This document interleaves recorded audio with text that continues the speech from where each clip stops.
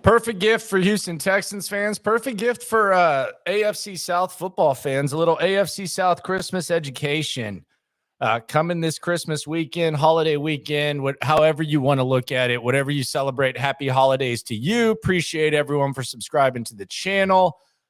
We are over 1,000 deep and rolling, and it's only going to get better as the most exciting offseason approaches. And we're going to get an opportunity this weekend that we don't get very often, if ever, when it comes to being Houston Texans supporters, Houston Texans followers, whatever you want to label yourself. You're going to get a prime education this weekend on the overall outlook of every team in the division, including the Texans, which if you listen to this channel, you have as good of a grasp of the Texans as anyone. I say listen to the show on In the Loop Sports Radio 610, 10 to 2 Monday through Friday. Watch the channel. You have a pretty good grasp of the Texans, but you have an opportunity to find out what the national media types think about each team in the division starting tonight. Jacksonville Jaguars. Normally when the Jags are on TV, it's very similar to the Texans. They throw them on a Thursday night because every team has to have one nationally televised game, and they kind of go through the motions, they get through it, and there you go. Not tonight. The Jags are going to face the New York Jets. It's going to be a big game. Al Michaels, Kirk Herbstreit, the entire Amazon crew, they're going to tell you how they feel about the Jags. There's probably going to be a lot of Trevor Lawrence talk.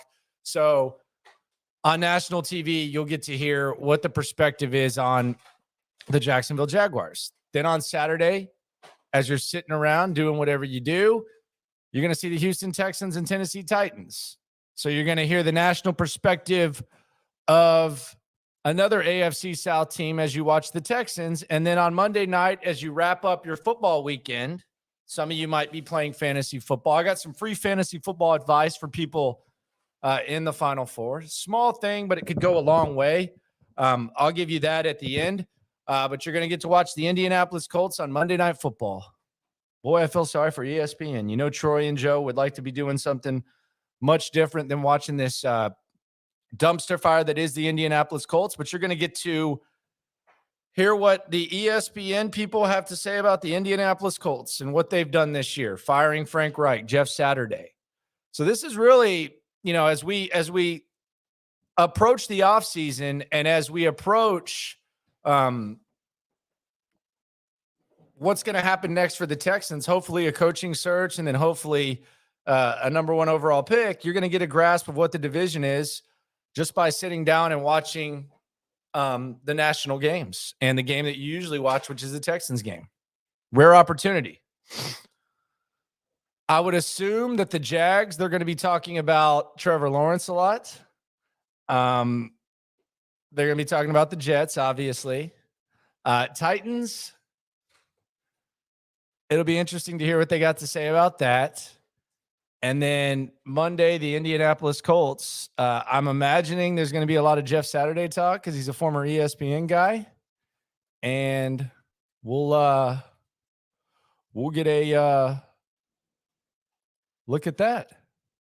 So it'll be fun. It's going to be really fun. As far as just some things that maybe we don't talk about enough when it comes to the division, a couple of thoughts.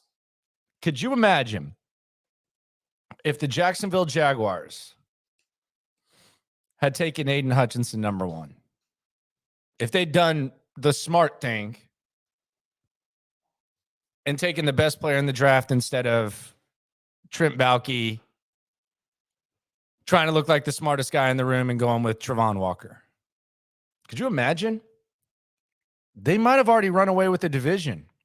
Aiden Hutchinson has the Lions defense playing well. Lions right now pretty much control their own fate in the NFC. Now, they need Washington to lose a game, but Washington's facing San Francisco this weekend, although Chase Young's coming back.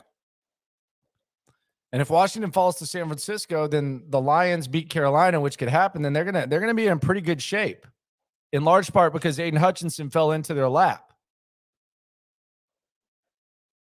Hell, something nobody's talking about. If you look at two of the top three picks in the AFC South, when the Texans won their only game this year, Derek Stingley intercepting Trevor Lawrence in the end zone, and then Travon Walker getting the unnecessary roughness penalty against Davis Mills, you can make a case those are the two most impactful plays that have happened in this division. Because if neither one of those happen, Jacksonville's right now tied with Tennessee, and because they've beaten Tennessee, they actually have the tiebreaker. Something nobody's talking about. And I can't really blame them, because you'd have to either not have a life or be paid to follow such things, which I am. And I would rather be nowhere else. Tennessee Titans. I've talked about how weird this game has gotten and just how strange the 3-point betting line is, and how everything just seems to be shaping up to where there's a lot of like smart money going on the Texans, and it feels like just one of those games the Texans potentially win, much to the dismay of me, because the number one pick is all that matters to me at this point. And I think it's all that should matter to anyone. I'm not going to pay out a fan, but it's all that should matter to anyone that wants what's best for the Texans, in my opinion. But as weird as it is, it might also be kind of symbolic of where the Tennessee Titans are heading at this point. Because the Ryan Tannehill era, it's likely over. And this is kind of what the Tennessee Titans are going to look like. I'm assuming that they might upgrade at quarterback. So we'll see what happens with the Tennessee Titans and where they go. But the Tennessee Titans, at the very least, and I said this today on the show, download the Odyssey app. Laremy Tunsil, by the way, awesome today. Funny dude, man. You don't need to talk ball with Tunsil. He's just a laid-back guy, but very funny dude. And Tennessee Titans, at the very least, they're in the crossroads period. They're in a crossroads period where they're going to have a hell of an offseason to stay at the top of the AFC South, because there's opportunity for other teams to get a lot better. Specifically the Jags, the Texans, maybe the Colts, although they're not even at a crossroads. They're just a shit show. But there's massive there's opportunity for the Titans, but at the very least they're at a crossroads period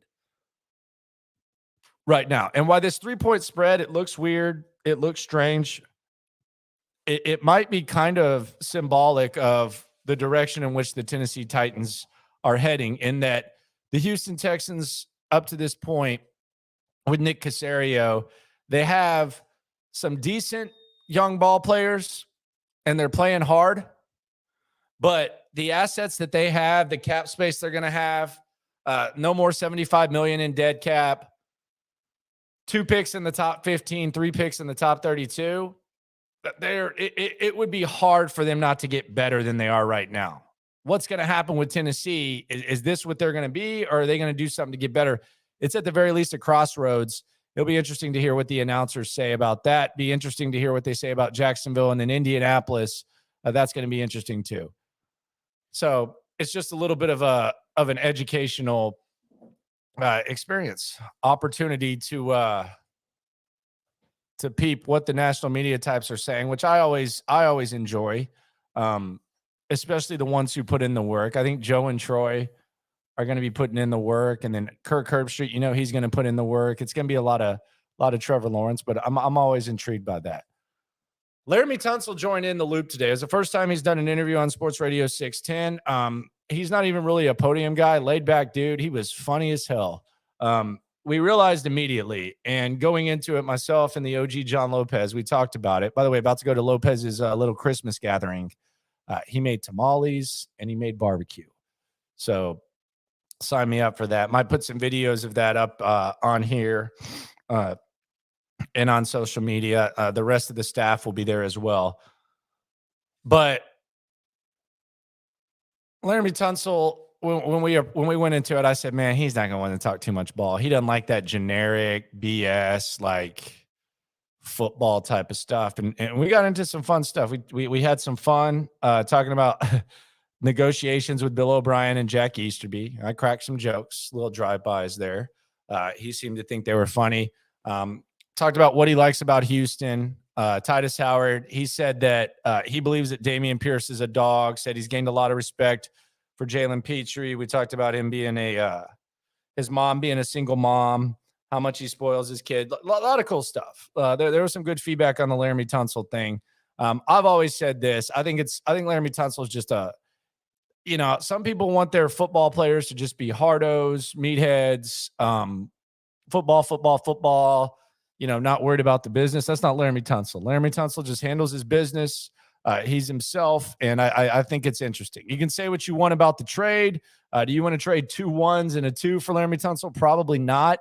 But he's an interesting character, and I very much enjoyed the interview, and I think you will too. Go to the Odyssey app, and it'll be right there in the In the Loop section. And while you're there, subscribe. Or you can just go to Sports Radio 610 Twitter or sportsradio610.com. It'll be right there for you. Laremy Tunsil on In the Loop. It was some really, really good stuff from LT. Free fantasy football championship advice. I'm not Mr. Start 'em or sit 'em. And I got a lot of people, and I mean a lot of people, that DM me, who should I start? Boy, pick your own lineup this week. This is Final Four time. This is playoff time. So don't put it on me. Should I start this guy? Should I sit this guy? There's plenty of resources you can go figure out. Don't be asking me. Don't put that on me. If you're in an intense fantasy league, you know these flags fly forever.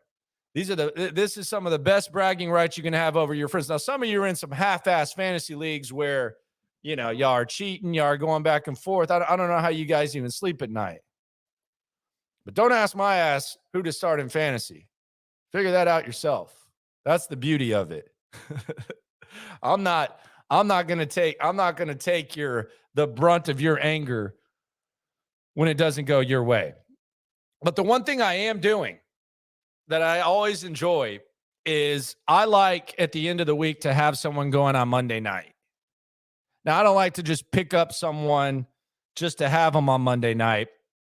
I happen to have Austin Eckler this week, which is cool because he's a big fantasy guy and he's going to know the implications. I think he has himself on like 5 fantasy leagues.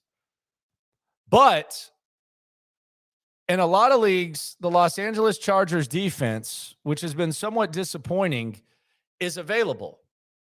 So if you would like to have a defense on the final, your defense, because most defenses score about the same. If you would like to have a defense on the final game of the week, which is going to be the previously mentioned Monday night game between the Chargers and Colts, pick up that Chargers D. They're going to be going against a third-string quarterback in Nick Foles. They get a lot of sacks. They have a hell of a lot to play for. They're holding on the back end of that playoff race. And they got some guys who can make some plays. So there's a little free fantasy advice. Don't ask me what quarterback to start. Don't ask me what running back to start. Do your thing. You've gotten here on your own. But if you want to pick up a defense and the Chargers are available, go pick up them Chargers. Who knows? Maybe you're down 3 points heading into Monday night. You can sit down, get your popcorn ready, and enjoy that. And as you're doing that, you can cap off the Christmas education in the AFC South. Some free fantasy advice. Now watch, the Chargers are going to go get lit up by Nick Foles, and I'm going to have to hear the shit that I complained about hearing before. So that's just the way it goes sometimes. Always appreciate the comments. Appreciate the subscription, spread the word, etc. Max says from Cook's interview today, does he seem a little more bought in than usual? Cooks, I don't know. I don't know how bought in Cooks is. Maybe you're talking Tunsil too. Brandon Cooks, if you're talking about anything he said, I feel like Brandon Cooks has a little bit of fake hustle going on right now, where he moped, he pouted. He said he wanted out, and now all of a sudden, he's working to get back because my guys need me. I think there's a little bit of fake hustle there. Just if you ask me, that's my opinion. But, what do I know? A lot. Joshua Stanley says, need a loss this weekend really bad. Don't like our chances of that happening, unfortunately. Predicting 2-1 over the next 3 weeks. All right, if they go 2-1, they're going to lose the number 1 pick because I don't think Chicago is going to win a game. The tiebreaker against the Bears means nothing because the Texans tied that game. So That's why this loss is so big, because I think there's a chance they beat Indianapolis with the way that the Texans are playing. So if the Texans win 2 out of 3, the number 2 pick, that would be an absolute disaster. You would then have the number 2 pick in the second round instead of the first. You need a loss really bad this week, but I'm with you, Josh. I have fear, and I hope that doesn't happen. But if the Texans win 2 out of 3, then damn, that sucks. Ready to lose power? I don't really know. I mean, if it does happen, I'm not going to sit here and complain and act like, I need to blame someone or something like that, like a lot of you are. If it happens, it happens, and hopefully they act as quickly as they can. I know there's a lot of stuff that goes into that. I wish Lovey had as good of a grasp of the Texans as 610 listeners do. I agree. 610 listeners are smart. Fantasy football rule 420. Shout out to 420. Play indoor players and avoid weather randomness. I would agree with that, but Josh Allen basically single-handedly won leagues. I want to say 2 Christmases ago. Might have been last Christmas. But it was like freezing, and Josh Allen, I think, had like 45, 50 points. Imagine if Davis Mills plays lights out, we beat the Titans, Jags, and Colts, and we lose the number 1 pick. How mad would you be? I'd be pissed. Good question. You think they're going to run it back with Lovey? I don't. You're the best, Landry. Our text, now you're the best, sir. Cooks is 50. Okay. And the good news, Landry, is the Bears won't take a quarterback. Yeah, but that's true. But don't you think if you're the Bears, you could trade that pick for a gold mine? Because someone's going to fall in love with the quarterback. So just because the Bears wouldn't take a quarterback, they would be able to take the best guy. And the other thing is, I like being at the top of each round, specifically the second, where after the first round concludes, you get to kind of sleep on it. You gather yourself, and then you have multiple picks in the third round, and you would be at the top of the first. So I'm just as in on that, having the top pick in the second round, as I am the top pick in the first round. And if the Bears, someone could trade up for a quarterback with the Bears, and they could stock up. But you are right. The Bears like Justin Fields. I don't see them taking a quarterback. So that's a good outlook there. If we were to win out this year, I don't think it would happen. But does Lovey and Pep keep their jobs? I am not sure at all. Not sure. Actually, I am. They would not. So yeah, that's not going to happen. I don't believe, and I don't think they're going to win out either, because I don't think there's any way they beat the Jags. So we will see. Christmas education for you. Appreciate everyone for weighing in. The post-game show is going to be just kind of a quick video on Saturday, because I got some traveling to do. We got a lot going on. Stutz and Meltzy got their stuff going too. So it's just going to be a shorter one, and then we'll be back to normal, and we'll keep the videos going. So appreciate everyone for coming in. Hope everyone has a Merry Christmas. I'll talk to you tomorrow, 10 a.m., little Football Friday action. Hope everyone enjoys the start of Week 16. It's going to be a wild one, and it's going to be an educational week for all you Texans fans. No matter what happens, whether they get the number 1 pick or they don't, just always remember we're in this together.